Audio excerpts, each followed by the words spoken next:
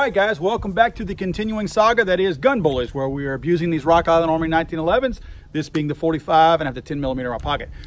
What I'm going to do first is I'm going to confirm that these two guns are still running after our being frozen yesterday in a block of ice and shooting them out with double-aught buckshot. And that was yesterday. Pouring down raining yesterday, gray skies, kind of cold for Louisiana standards, and look at it today, perfectly blue skies, unbelievable. Before I get this 45 going, I want to see, you're probably not going to be able to see it. I will get some video of it later. That feed ramp has a distinct line running up through it. It's incredible how when you do not clean a gun, we're approaching 1,000 rounds. I'll have to check my notes. We might be over 1,000 rounds in both of these guys. Never cleaned, never lubricated, and it's kind of cool to see all the carbon build up inside this thing, and that distinct trail that runs right through the center where the round is just trudging its way, plowing right through that carbon up the feed ramp and into the chamber. It's actually pretty cool. So let's see here what we got. All right, we are into battery good. Thumb safety still works fine. Guns are not all that pretty right now, but they work, right? Let's see here.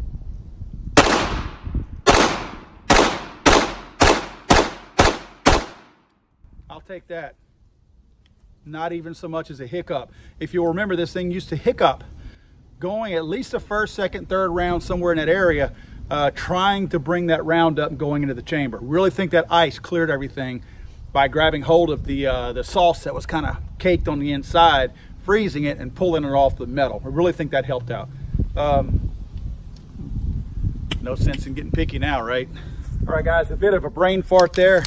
I forgot my magazine full of Armscore ammo in the truck. I had the gun, but not the magazine. Let's see here if this thing goes in the battery. Nope, not quite. There we go. Slight little nudge there. Remember, these things have sat up dry, and yesterday they were wet all day. Probably a little bit more rust starting to take effect inside these things. The tin, though, I wasn't having any problems, so I'm kind of guessing that cycling it here, running it, is probably going to free up any of that corrosion or rust I might have tried to sit in last night from the ice and all that good stuff. So here we go, guys. No problems there. Yeah, no problems whatsoever. I can feel it kind of sluggish though. I don't mind telling you, when you're familiar with the cadence of a gun, and a lot of guys, especially AR-15 guys, will tell you that too, they can feel the timing and the speed of, say, like their buffer and their buffer spring and all that going back into the buffer tube. They can feel that rhythm, you know. And I noticed my rhythm is a little bit off with the cycling of the gun. I noticed that it's either not going back as fast or it's hesitating as it comes back forward, but there's a disruption in the timing of the cycling of the slide. I can just feel it. You know what I mean? I'm feeling a different feeling whenever it should already be banging front going into battery, then all of a sudden it comes into battery. So the timing is slightly off on these guys. I mean, what do you expect from all that they've been through?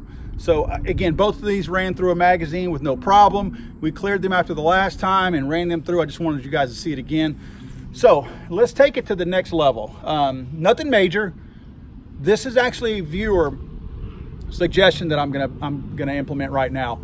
One of our viewers said, hey, why don't you get up 20 feet in the air, drop them down as if from a deer blind or a deer stand or something like that. It's a great idea.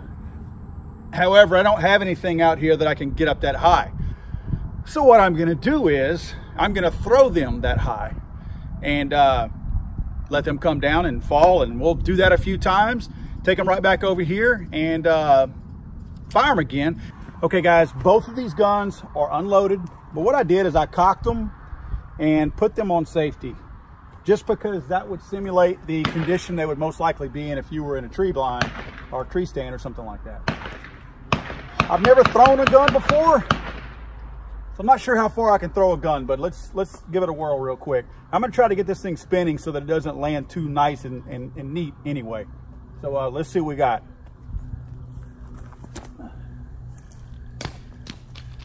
Apparently I can't throw them very far.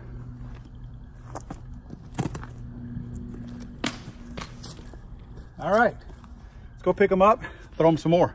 All right, the 45, got some mud around the muzzle. I guess that's probably pretty similar to what you would find if you had a gun fall out of a tree stand.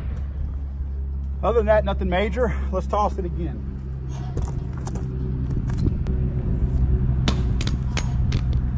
All right, the 10. I can't even hardly tell the 10 was even thrown. A little bit around the muzzle right there. Oh, I do see some shell right there in the serrations. Let's see.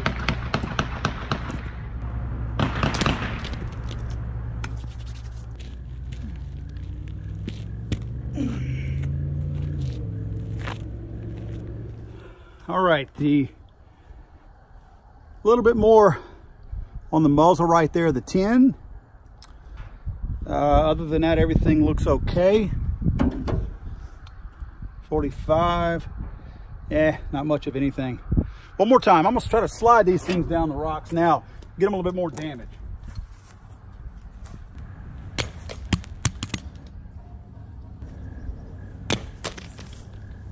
All right, guys, I come over here in front of the pistol range because the parking lot didn't seem to be doing much damage. This is a lot harder stuff over here. I'm gonna throw these things as high in the sky as I can get them in hopes that they come right back down, similar to where I'm at, right? Let's see here. 45 first. All right. Not bad. 10. All right. Let's see what we got.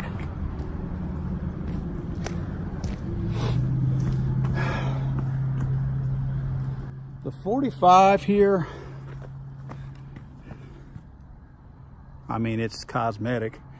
Thumb safeties are fine. The 10 millimeter, about the same. All right, since most of what I'm doing to John Browning's most beautiful, wonderful creation, the 1911, could be considered criminal, I'm gonna film this next little segment here behind bars, trying to confirm that these things still run. I've been shot many times like that. Had to help it in the battery. This is the 45. Grips, thumb safety works fine. Got to help it in the battery again. And again. And again.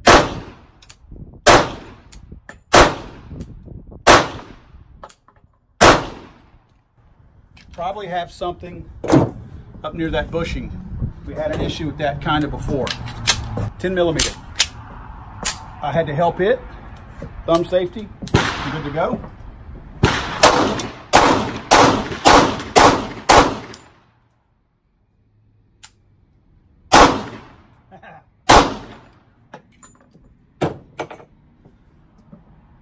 If you noticed, our hiccup on that 10 millimeter was after round number 6 again, like we did in one of our other videos. I do have another magazine, and I think I'm gonna give it a shot. Maybe not today, but we are gonna do that. I believe that what's happening is this follower has some rust. It's a long follower. If you notice there how long this follower is, how tall the follower is, I believe this follower is rusting in the back over here. And what's happening is when it rusts back here, it's rusting against the back of the magazine. So we have rust forming on the inside of the magazine right behind here and on the back side of the follower. So you got two pieces of rust that are rusting together like this. Well, when that follower is down here and it's bringing rounds up after every shot, when it gets to this point, I feel like it's dragging. That's consistently where number 6 would be. So even though here is where it was probably rusting, that rust spot is probably the beginning of it is coming up and hitting the bottom on the back side over here. So I believe that's what our issue there is. So I think just a simple magazine change would fix that. It's just too coincidental that it's a 6.1 and it's right behind where it'd been rusting all along. As a gun geek, you always want to know what's slowing you down.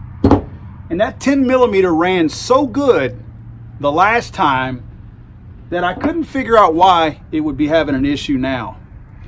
And if you notice, not only did this thing have one of the first places that it dropped over there, it came muzzle down, but you'll also notice, I'm not sure which gun I had, whenever I was showing the viewers how hard the ground was out here, I hit one of them muzzle down. Not sure which one that was. It's possible that it's the 45. Because what I did when I took this thing apart just now, when I go to take the bushing out of the, or off of the barrel and slide assembly, there's some burrs around the top of this thing. And what's happened is this bushing should slide right off of here. Not only does it get rough right in here, which that's just dirt and carbon buildup, that's all that is, but it should be able to go past that muzzle right there, that tip, that the end of the barrel. It should go past that. It should slide right off, and it's not. It's being stopped right there.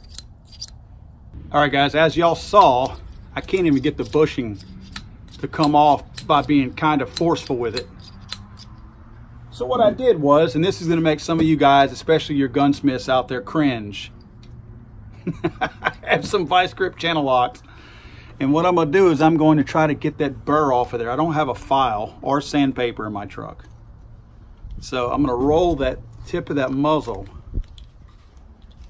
And I think I took it off. I can see the marks on my channel locks there. I think I got that burr off.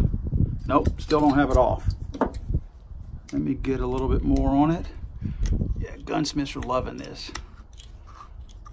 Hear it? Okay, I don't feel it, but I still feel a lip. Yeah, I still feel that lip around there. Get a little more aggressive with this thing. This may free it up pretty good. Wish I had some sandpaper or a file. I don't. Heck, even if I had a vise right now, a vise would help. Oh, I'm taking metal off now. I can still feel that lip though. I can still feel that lip. There we go. Okay, so we got it now. You see, I had to use my vice grips, my channel locks pretty good. And I can still feel where that burr is, right here on the edge there. But I freed it up. I mean, I'm not gonna do anything else. I'm not gonna take any more of those burrs off. Yeah, see, I can get it back. It comes and goes now. So I'm just gonna put it together back like this. It's possible that's what the hiccup was. So let's see. Interesting though, you know, you start taking your stuff apart, things that have these tight of tolerances, sometimes it doesn't take much. Channel locks. All right, guys, I think that did it. It feels better. Everything feels right. So I'm going to shoot this thing just to hopefully confirm that it's back rolling again. It's funny how that bushing, barrel, all that area up there is really sensitive. You know, you've got your recoil spring, your bushing, your barrel, everything with the exact tolerances that John Moses Browning actually expected us to retain. And I'm not retaining it by doing this abuse. I got to tell you real quick too, guys. I'm kind of starting to feel a little sorry for these guys at this point. All the things that I've done to them. It's just not nice. Okay, we went into battery. No problems there. Let's see what we got, guys. Good.